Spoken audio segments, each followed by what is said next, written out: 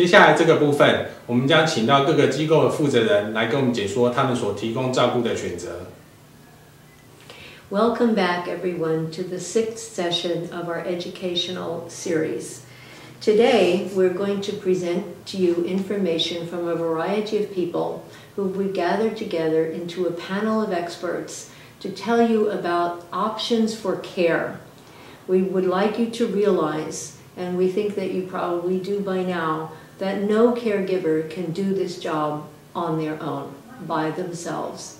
And even with the most dedicated help from family members, over time, it can become too much for us, and we need extra assistance. And that is why we are bringing this panel together today, to give you the opportunity to find out about the other kinds of help that are there for you, that we really encourage you to take advantage of, because the services are there for you. You will find that as dementia worsens over time, your elder will become more confused, more forgetful, more difficult to manage in a day-to-day way. And you will need assistance from people outside of the family. This may be a difficult decision for you at first, but I think you'll find that once you take that first step, make that call, connect with the people and the agencies that are there to help you, that you will find that these services are very valuable and enable you to remain in your caregiving role a lot longer than if you didn't take advantage of these opportunities. So the panel today is going to talk to you about a number of things that you can do to get some extra help as you need it as the dementia progresses over time. So let us begin then with Ms. Edie Yao from the Alzheimer's Association. She represents the Northern California, Northern Nevada chapter. Thank you, Dolores. I represent the Alzheimer's Association. We are the largest voluntary health organization in the country advocating for people with Alzheimer's disease. Our mission is to create a world without Alzheimer's and enhance quality of life for those who live with it. We provide a number of services to the public throughout the country. We have over 80 chapters. Examples of the services we provide are helpline, education, support groups, and safe return. Our helpline is available 24 hours, 7 days a week. Anyone can call in for information and referral to services. For example, if someone needed to find out where to get a diagnosis, what type of elder law attorneys are available, or any home care agencies that are in their area. We also provide a number of education programs throughout the country. We do community education to the public. We train professionals who work with people with dementia. We also have a variety of literature available. For many families caring for someone with Alzheimer's, they often think that they're the only ones out there doing this. And one of the things we offer are support groups for caregivers. These are professionally facilitated by staff and volunteers. It's a place where families can get together with other people who are caring for someone with Alzheimer's or related dementia and really learn from each other. The other program we offer is Safe Return. More than half of those with Alzheimer's will wander and become lost. The Alzheimer's Association Safe Return program works with local law enforcement to track and find lost individuals. All of our services are available in different languages, including Chinese, depending on the chapter in the country. We also have interpreters available as needed. To find out more about Alzheimer's disease and our services, you can call us at 1-800-272-3900.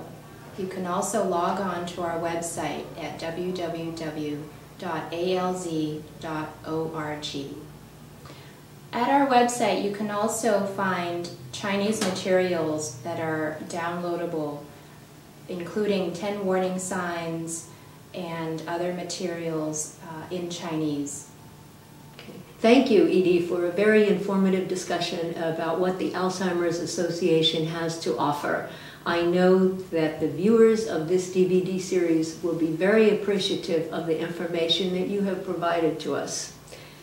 And now I would like to introduce our next panelist, Ms. Tracy Wei. She is from the Asian Health Network, and she will talk to you about what is meant by in-home support services and when you might want to use them in the care of your loved one. I'm Tracy, representing Asian Network Pacific Home Care and Hospice, talking about home health care. Along the care to patients with Alzheimer's and other dementia, home care is usually the starting point. As the term says, home care is care and support that is available and provided to patients and caregiver at home. Basically, there are two levels of care that can be provided at home. This level that's provided by non-licensed personnel. This is primarily a homemaker, companion, private attendant. And the other care is provided by professional or licensed staff. And in Asian Network Pacific Home Care, we do provide both levels of care to patients. How does one know this service is needed and how to access it? As we all know, Alzheimer's is a very gradual disease with recognizable symptoms. The overriding symptoms is usually worsening or increasing forgetfulness. For example, the individual may exhibit difficulty managing their medication, showing up at appointment at the wrong place, wrong day, wrong time, or start having difficulty to perform activity in their daily living where they used to be able to do. When this happens often enough, the caregiver or patient themselves would go in to seek medical advice. Once the physician secured a diagnosis of Alzheimer's or other dementia, home health care can be initiated.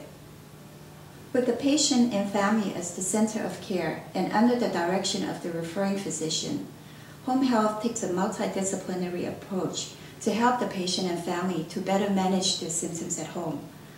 The goal of care is to preserve the patient's functional activity for as long as possible. And now I'd like to touch on the multidisciplinary that can be included in a home care setting. Basically, it consists of nursing, physical therapy, occupational therapy, speech therapy, as well as social worker. They each has a specific role in achieving this goal of care. For nursing, primarily is to teach the family about the disease process, medication management, particularly if the individual is on psychotropic medication. But complication prevention is also a focus for nursing. For example, it's been said that Alzheimer's patients tend to lose their peripheral vision as the disease progresses. And it is important to let the caregiver know that when they approach the patient, they should be approaching the patient at an eye level in front of them so that it would eliminate the anxiety or the fear that they may have. And second thing would be Alzheimer's patients tend to lose their posture. They might be hunching over, spending more time in bed, spending more time in the chair.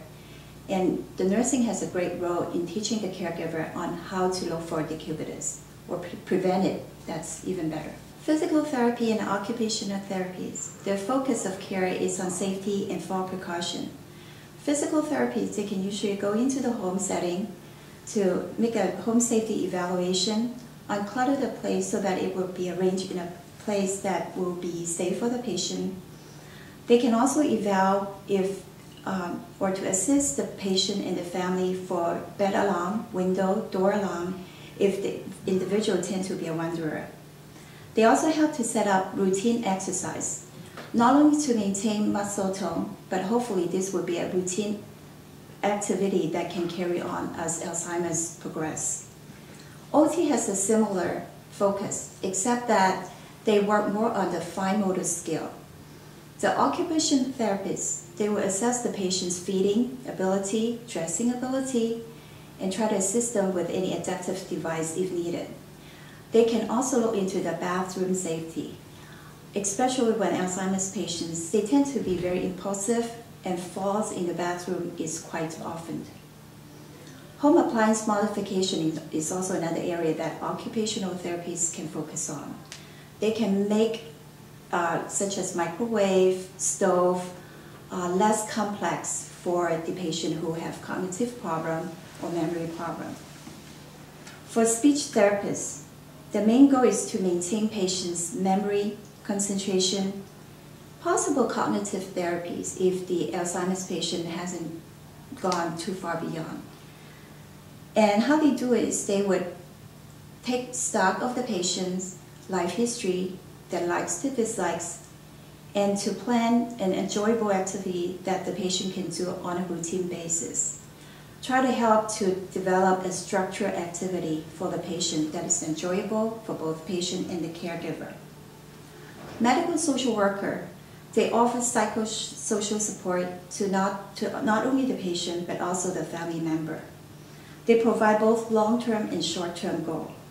Short-term wise, they can assist with respite care, such as adult day health care support group for the patient and family. Medical social worker can also help with long-term planning. They will look into the family's financial situation. If they can be qualified for IHSS, that would be something that the social worker can help them to do. IHSS basically it's a state-funded program that helps the family to hire an outside child worker to relieve the family's responsibility. Social worker can also help the family to plan durable power of attorney, both for finance as well as for healthcare decision.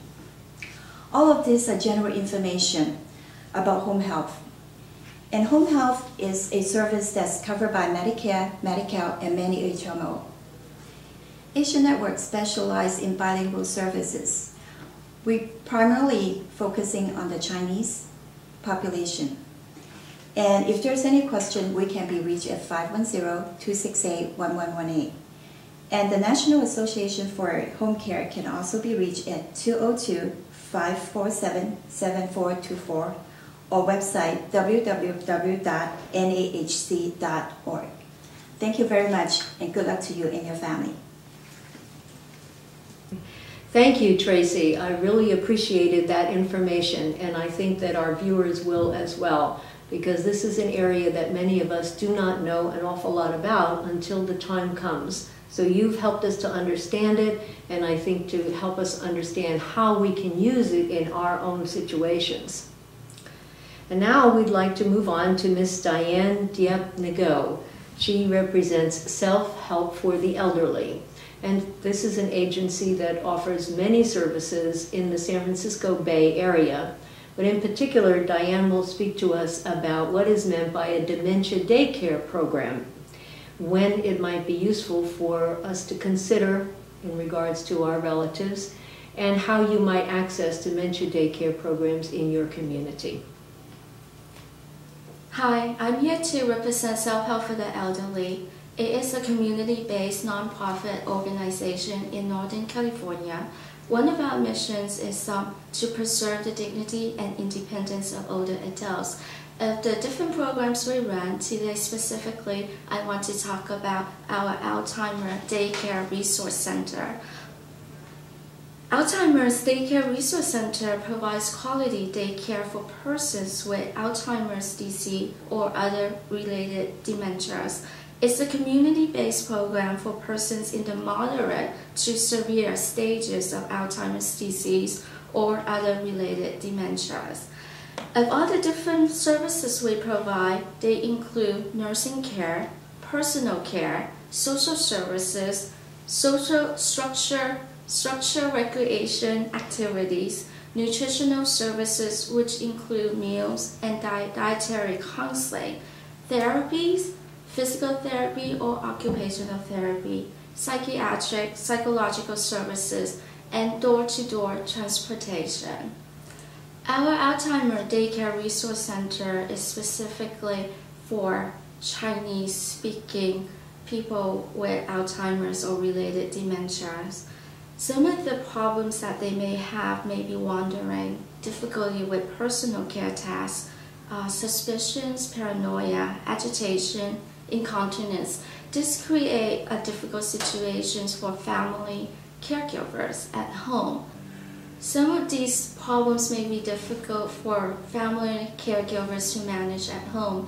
This is when you may want to consider a ADCRC, Alzheimer Daycare Resource Center. One of the goals of the Alzheimer's Daycare Resource Center is to give family caregivers respite. It is also to help our participants maintain optimal functional ability, to help decrease social isolation and depressions, and again, like I said, to support and respite for caregivers. Not everyone is eligible for this service. It is for adults with chronic health conditions. Generally, our participants who come through the center need to go through an assessment process. We identify the psychosocial, mental, functional, cognitive needs of the participants and assist participants to operate at the highest level possible. Okay. We also need to work with the participant's primary care physician. We need to get written permissions from the primary care physicians and also have TB clearance. So it is a process to bring a participant in to participate in the Alzheimer's Daycare Resource Center. Okay. Generally, it's a process to become enrolled into a Alzheimer's Daycare Resource Center. This includes written permissions from the primary care physicians, TB clearance, arrangement for transportation. Generally, our first initial step is to do a home visit. A medical social worker would come and do an evaluation and an assessment and start the paperwork from there. Once transportation is arranged and written permissions received from the PCP, then the participant will start coming to the center for 3 different days for assessments from our different disciplines, our multidisciplinary disciplines. Like I said earlier, including nursing, social work, recreation, and also PT, physical therapy, OT, occupational therapy, and our dietitian. Generally, after the 3 assessment days, we come up with an individualized plan of care with the family. And we come up with a plan in terms of how the participant is going to spend her or his days at the center. Okay? And once the plan has been agreed with the family, we will implement that plan. And that plan, we review and reevaluate that plan every 6 months to fit the individual's needs, depending on whether there may be changes or not. When you need to look for an Alzheimer's Daycare Resource Center, please call 415-677-7556, or you may call the Alzheimer's Association, contact one of their local chapters for a ADCRC Alzheimer's Daycare Resource Center in your area. Thank you. Thank you very much, Diane, for helping us understand about dementia daycare programs and how they can really assist you in being a good caregiver to your loved one, and particularly those that are geared to meet the needs of the Chinese community. Now I would like to introduce Ms. Emily Poon from Aegis Gardens in Fremont, California. Aegis Gardens is an assisted living facility that is geared to meet the needs of the Chinese community. Emily will talk to us about this particular facility, but also about the range of activities and services that are offered under that broad heading of assisted living. Assisted living exists to bridge the gap between independent living and nursing homes. These communities have a special combination of housing, personalized supportive services, and healthcare designed to meet the specific needs of those individuals who need assistance with activities of daily living, such as medication management, meal preparation, dressing, grooming, toileting, It is important that if you notice that your loved one is beginning to develop paranoia, hallucinations, and agitation, to begin to consider assisted living. At Aegis Gardens, we provide culturally sensitive care and services that are tailored towards the Chinese elderly. Within our assisted living is a special program that is dedicated solely to providing care and services to those with Alzheimer's disease and dementia.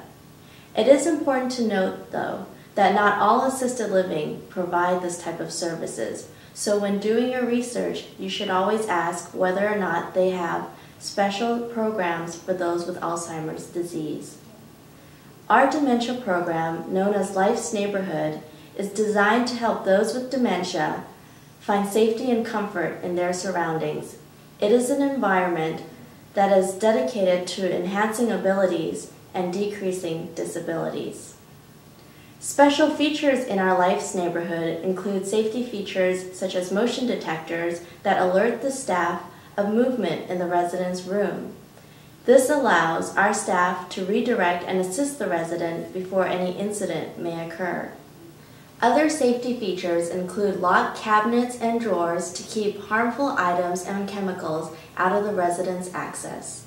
We also have grab bars and handrails in the bathroom, window screen monitors, and safe water temperatures. Another feature is our psychosocial feature, which provides comfortable seating and dining areas, tactile objects and art such as pictures, cuddly animals, and pillows, and also an outdoor courtyard that has park benches, bird feeders, and clotheslines. In addition to the safety and psychosocial features, we provide privacy for our residents when needed. We also have memory boxes to help residents find their rooms. We schedule familiar activities and events, and provide an environment that is stimulating but does not overstimulate. Most importantly, our Life's Neighborhood provides an activity program that includes supportive activities and interventions that focus on and support self-care, communication, relaxation, stress reduction, and productivity. It is essential for each one of our residents to have the opportunity to achieve their highest potential by focusing on their remaining abilities and minimizing their disabilities. A program that focuses on individual and group activities that are tailored to the interests and the needs of each resident is developed so that they can have enriching experiences on a day-to-day basis.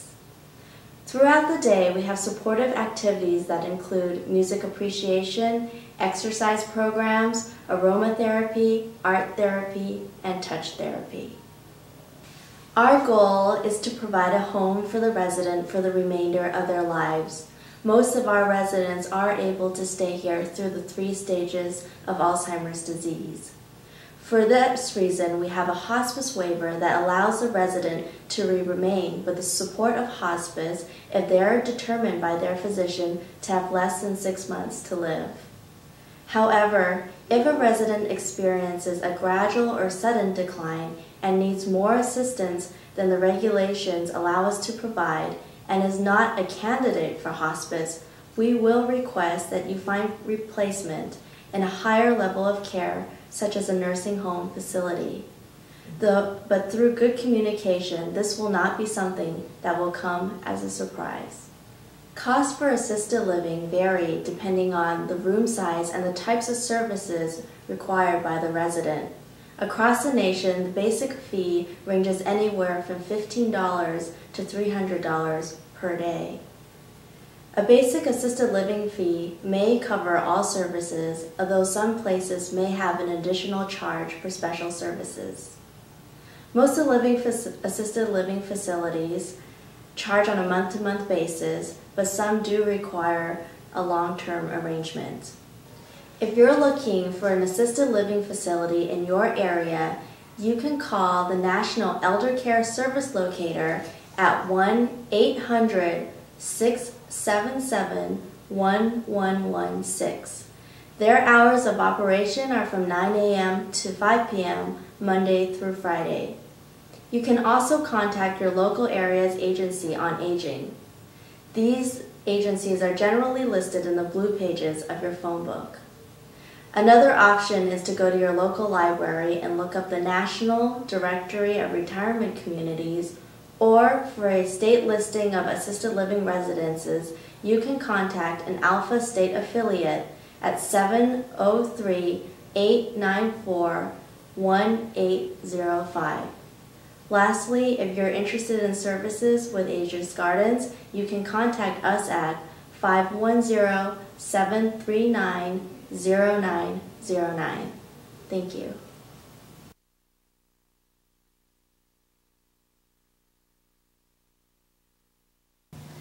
Well, now that we've heard from all of our panel members today about the various options that you have for care of your loved one as their dementia progresses, we would like to try to make this more real for you by giving you some family stories of real families, real events that have happened that will help you understand how to use the services we've been talking about. When might they be most appropriate? And in order to do that, I'm going to talk with Hanshi Wang and Emily Kuhn. Hi. You've heard from both of them before, but now they're going to give us some examples that will illustrate the points that we've been talking about. I'd like to start with Panshi Wang. So Panshi, can you tell us about a family that you've worked with recently and how they've gone through some of the transitions or accessed some of the services that we've presented so far on this tape? Sure. So I'll present one of family, recent immigrant. She's caregiver is 80-something years old and care recipient is 90 years old. So they just recent immigrant from Taiwan, and they don't want to live with their adult kids, and so they live in a senior care. But recently they figured out the care recipient getting worse, got wandering around, and also need help for the bath. But the caregiver also getting old. Her physical is not able to do that. So at first I refer them to the Alzheimer Association. They give them some options, and also I request for the in-home health care service. But in the Chinese, maybe sometimes they don't like other people go to their home. So right now we're stuck. We don't know what's going to do next. Yeah. I think that's a very good example, because that is what happens a lot of times with families. They really stay with it as long as they possibly can, but sometimes they underestimate how difficult the situation is for them personally. So it can be that the wife really wants to take care of her husband as long as possible. That's very understandable, but she's probably underestimating the effect that it's having on her. Plus, as he gets worse and needs more care, she really isn't going to be able to do this on her own.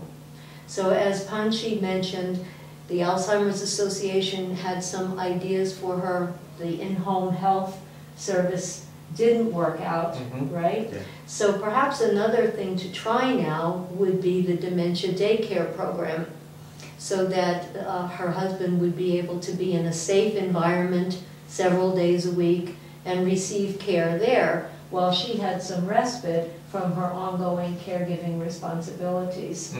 You think that might be worth trying? Well, yeah, I think so. Yeah, because at least the caregiver can get some break from that.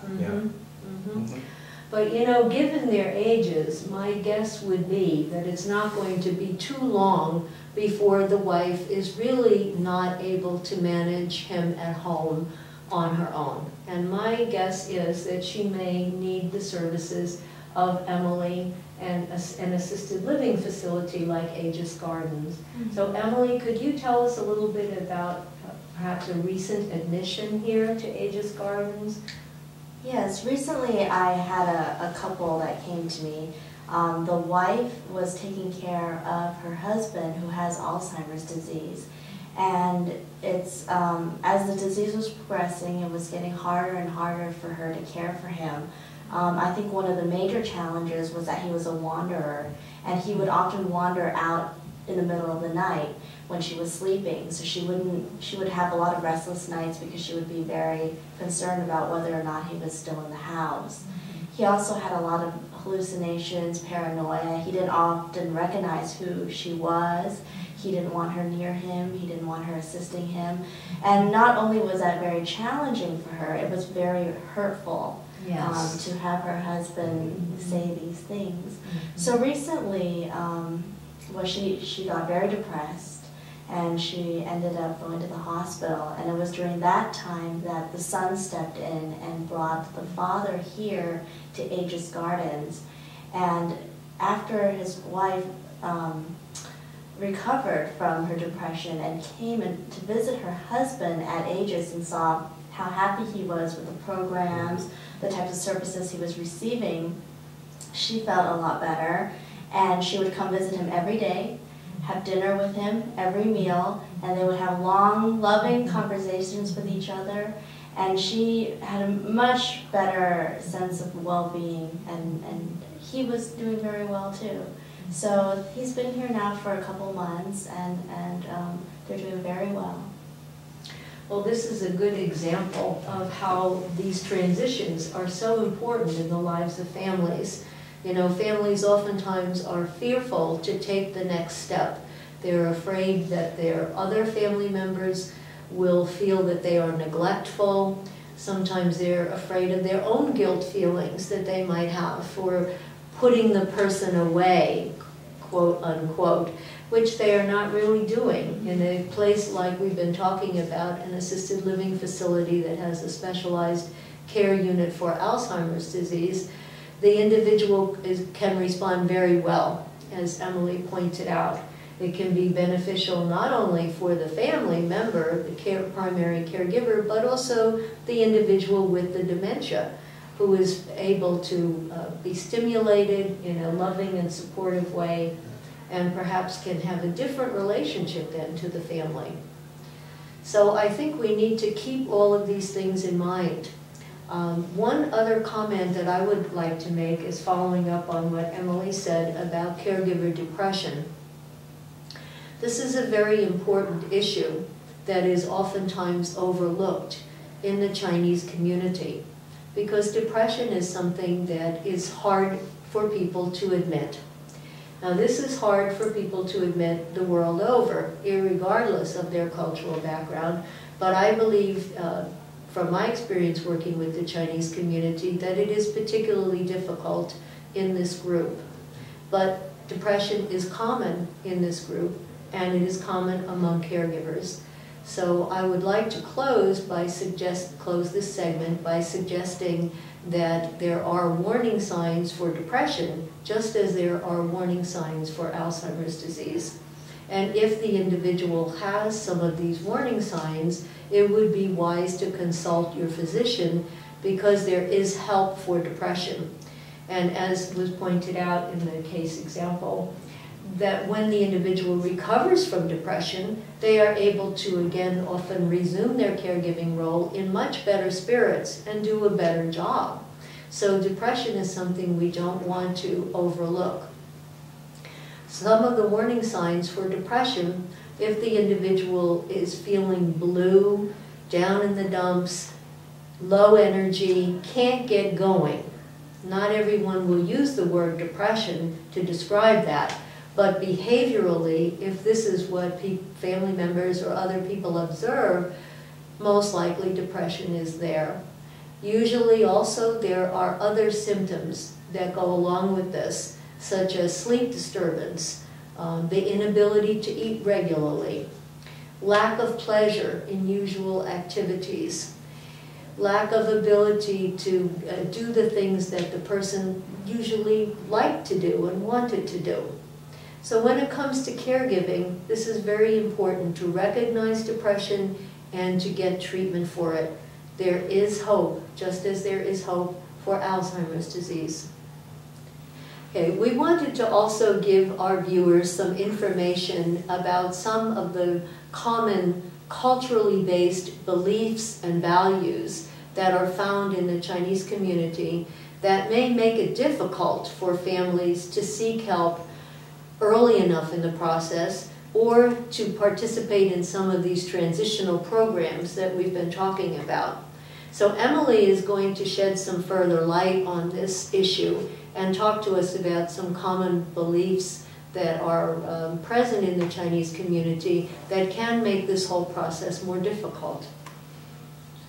I've found, based on my experience at Aegis Gardens, that a lot of family members are very reluctant at first to bring their parents to assisted living because of the concept of filial piety and respecting your elders.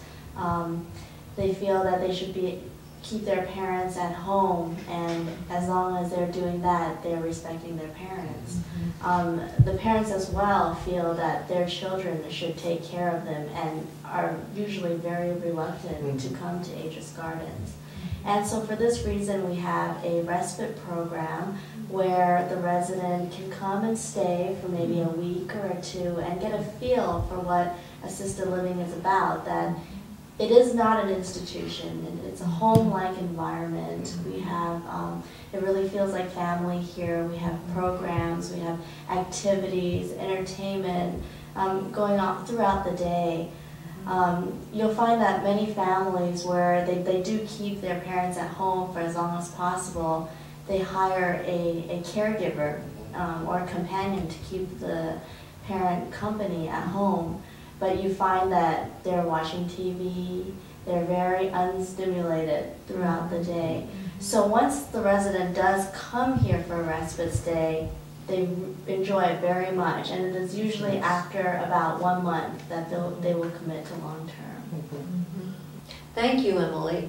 Now, I think that we will also get some additional ideas from Hanchi, who has had a lot of experience as well with Chinese caregivers.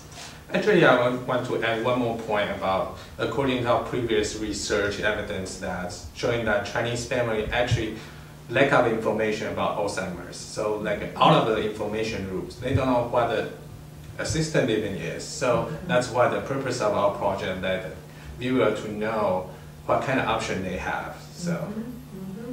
So that's a very important point, is that when you have information, then you can really make more informed decisions than when you're operating more on feelings or on beliefs that may not really be as appropriate as they could be.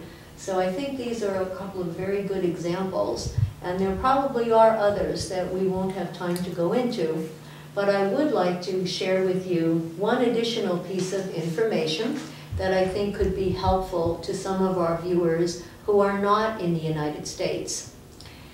You heard from one of our panel members, Ms. Edie Yao, about the Alzheimer's Association, which is a national organization in the United States. It has chapters throughout the country. But we also wanted you to know that the Alzheimer's Association has an international presence. And in fact, there are a number of organizations that serve the needs of families with Alzheimer's disease in mainland China, in Taiwan, and in Hong Kong. Thank you for watching this educational series. We appreciate the opportunity to come into your home and to share with you information that we've gained over the years through our research studies and our experience to help you manage the stresses of caregiving.